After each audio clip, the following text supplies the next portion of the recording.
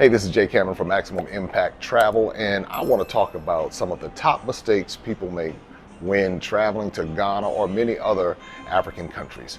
The first mistake that I see so many people make is they fail to leave their country of origin in their country of origin. So one of my favorite sayings is, leave America in America. When you're traveling to different countries, you're going to experience different cultures, you're going to experience different foods, you're going to experience just an overall different environment. But if you're bringing your expectations of your place of origin, then you could be setting yourself up for disappointment. So I encourage you to leave your country of origin in your country of origin. Another area where I see people make major mistakes is they try to travel to Africa on the cheap. They're treated as if they're traveling to the Caribbean, or they're traveling to Mexico, or they're traveling to somewhere in the US or Canada or the UK, and they don't understand that there are different dynamics that they should take into consider. The bottom line is you get what you pay for. The quality in your tour guides, the quality in your hotels, the quality in your overall experience. Be prepared to pay for quality. So that's a major mistake I watch a lot of people make. They go in, they try to get the cheapest price, and then they go back home disappointed because they're saying, well, I was hoping for this, I was hoping for that. But remember, you get what you pay for. Another mistake is people have unrealistic expectations. So they're judging everything based on where they live. They look at the customer service, they look at the water temperature, they look at everything, the way the beds are situated.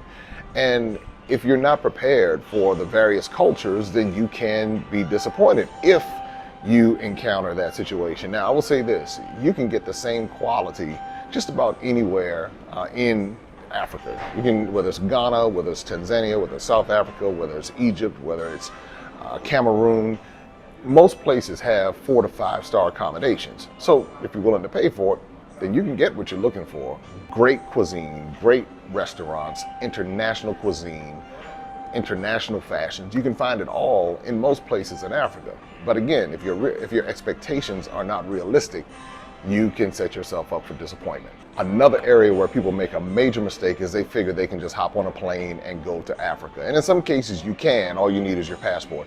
But in most of Africa, you're going to need a visa for that specific country. And I want to be very clear, Africa is a continent with more than 50 countries. It's debated whether it's 54, 55, but it's not a monolith. It's not just going to Africa. The government of Ghana is very different from the government in Burundi, and they have different policies and different systems. Even right next door, the government of Cote d'Ivoire is very different from the government in Ghana. And so you want to understand that visa process, and you want to allow adequate time to be able to go through the process properly. And once you do it, then you're familiar with it and it's not a big deal. One thing I always recommend is to try to get the visa for the longest amount of time that they will allow. In Ghana, it's a multiple entry visa. Many people have gotten 5 years. And so I recommend trying to get as much time as possible, because what happens in many cases is people have a great time, they want to come back, and guess what? Now you got to go through that whole visa process again because you didn't get it for the longest amount of time possible. Do not let the visa process discourage you, because some people say, I don't want to go through the visa, I don't want to go through this, I don't want to go through that, and then they opt not to come. But I will tell you, you're missing out on so much by allowing that step in the process to hold you back. So consider that, the passport process, the visa process, and also make sure that your passport is not expiring within 6 months of your travel date, because that can get people hung up also. Check the details on the country's website that you plan on visiting and find out what their policies and procedures are, and you can have a very enjoyable experience. Here's another biggie. A lot of people don't do adequate cultural research for the country that they're going to visit. So they just show up and they don't understand why things are the way they are, or why people do things the way that they do it. They go and they say, oh, the traffic is horrible, or the roads are horrible, but they don't understand the cultural system. They don't understand the history of the country. And again, they're bringing their country of origin with the expectations of their particular country and judging this new country on that standard, which can again make a very disappointing experience, but it doesn't have to be that way. If you take the time to learn the culture, learn about the people, and don't just look for the negative things, because anytime you talk about going to Africa, someone's going to have something negative to say. Why are you going there? Why are you doing that? Because they've been given the same information that most people have been given. The other thing is that people don't consider the diversity on the continent.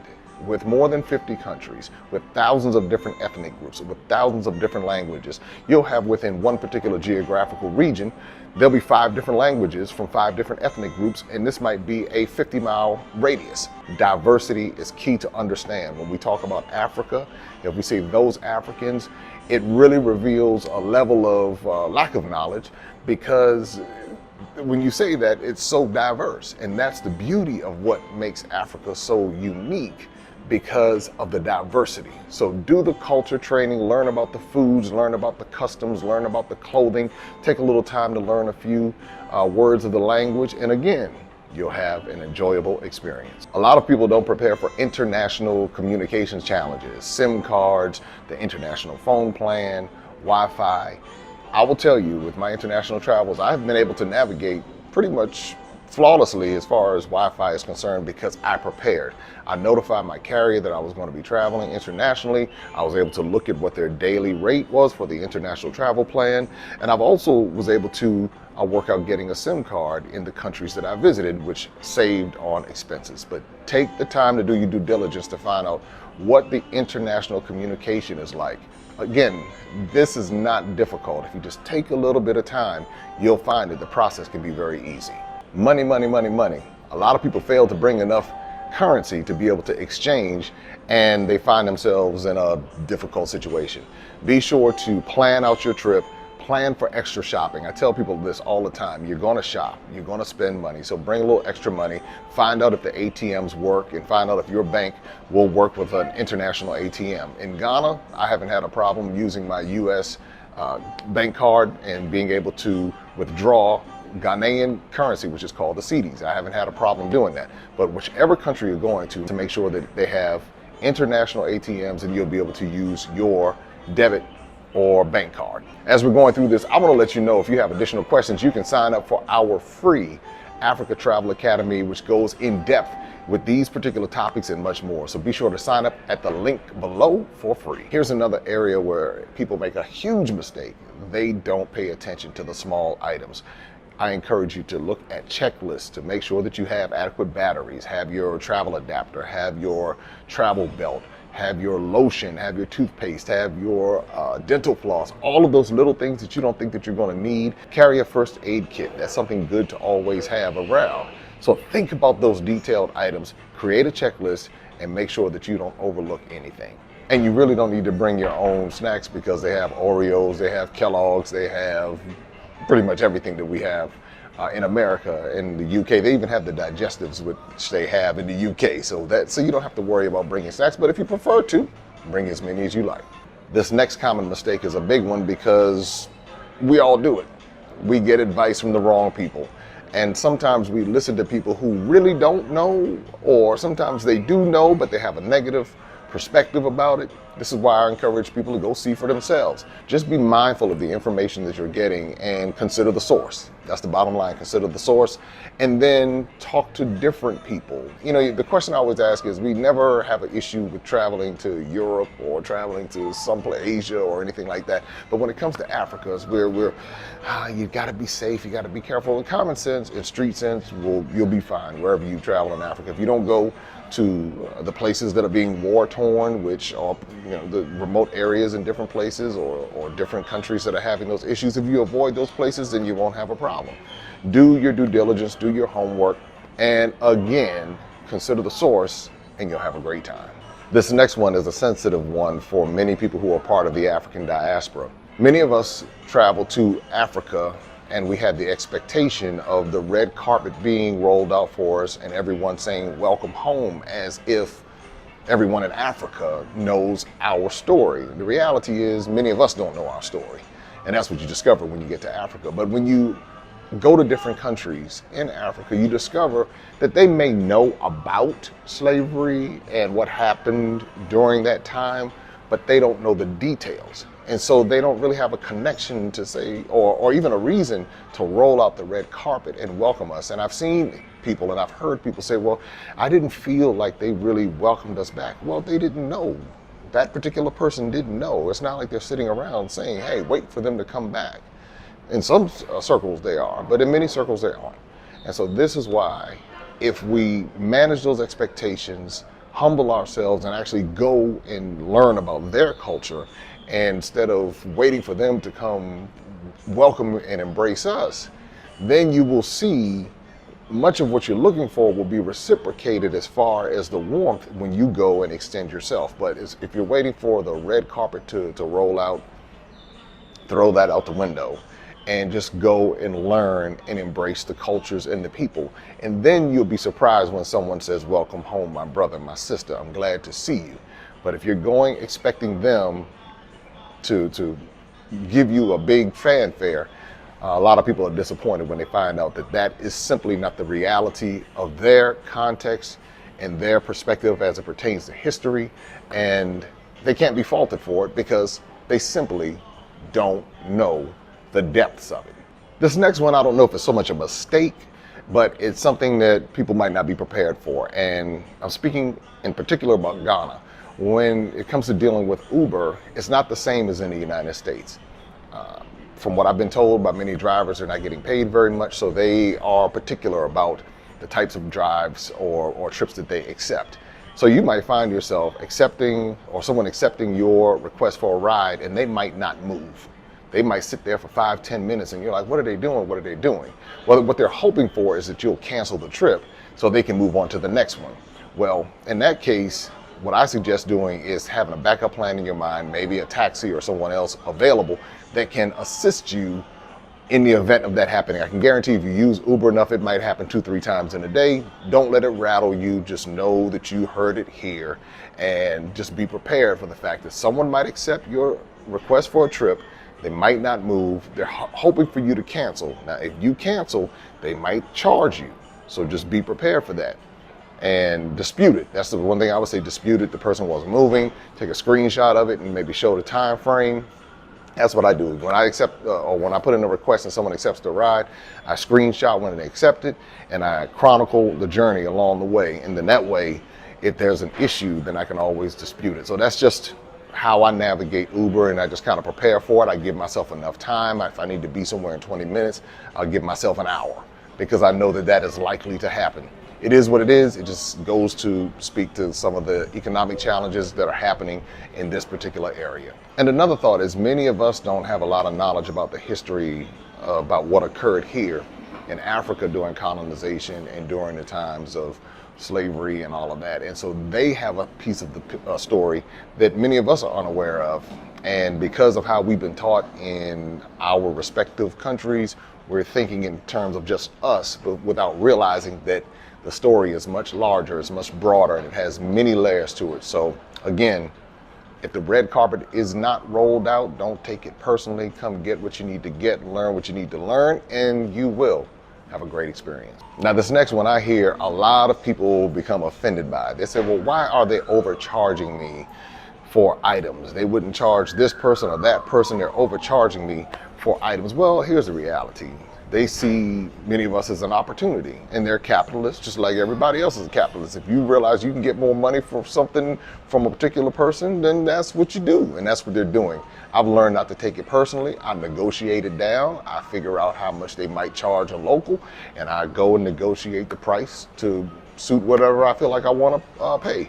And we have a great time negotiating. It can be a fun time. It doesn't have to be a time where people are upset and arguing and all in their feelings. They're trying to overcharge me, and they doing this, that, and the third, and they and going through all of that instead of saying, all right, you want to overcharge me? All right, well, I'm gonna come back and I'm gonna negotiate.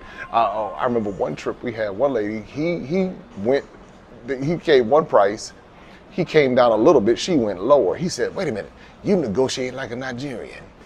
It was classic. It was a moment in actually bonding the cultures, because then they understood it was nothing malicious. Everybody's trying to survive. Everybody's trying to eat.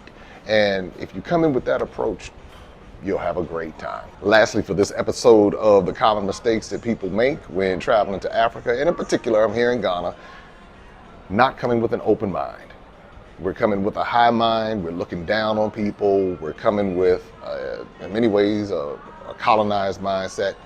If you come with an open mind, you embrace the people, you embrace the culture, you'll have a great time. So these are some of the mistakes that I see people make. In the comments below, type some other mistakes that you may have made yourself or you might see other people making. I tell people all the time, pack your patience, pack your patience. Traffic in many of these countries can be insane. But if you're prepared for it, if you're prepared for the cultural differences, it won't catch you off guard. If you're coming looking for Wakanda or Zamunda, then you might be disappointed at certain times. But if you're coming with an open mind, and if you're coming to be with the people, if you're coming to experience the culture, if you're coming to expand your mind and learn, then you will have a great time. This is Jay Cameron from Maximum Impact Travel. Be sure to check out our free Africa Travel Academy at the link below, where we dive deeper into these topics: visa process, passport process, everything you will need in order to have a successful Africa travel experience. If you're looking to travel to Africa and you want someone to walk you through the process, we hope that you would consider Maximum Impact Travel, where we travel to different Africa diaspora destinations around the world. Open up your eyes and see all the fun and mystery. Take an African adventure with Darren and Destiny. From the mountains to the shore, so many things to explore. Take an African adventure with Darren and Destiny.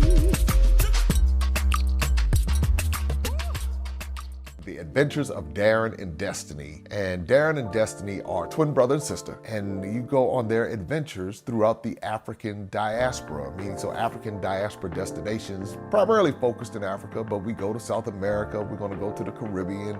Their first book is going to take you to Ghana, and then we're going to go on a safari, and from there we're going to go to Ethiopia, and then we go to Salvador, Brazil.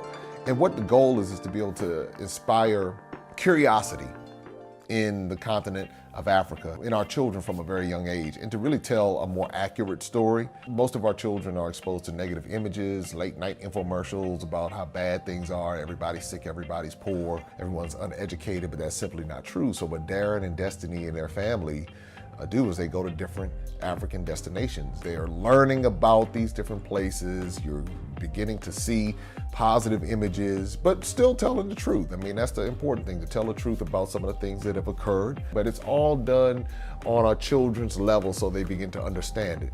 And it begins to pique their curiosity. They begin to learn more. And hopefully one day they will want to explore and visit the continent of Africa and its many countries. There's just so much that Darren and Destiny are able to do, and as they're doing it, it's like they begin to open the minds of a new generation, and they don't get bombarded and indoctrinated with negativity. They're actually able to see positivity and inspiring images and messages about the African diaspora, as well as those who are still indigenous to the continent of Africa, and they begin to learn more and just see things differently. So I'm excited about introducing the Adventures of Darren and Destiny.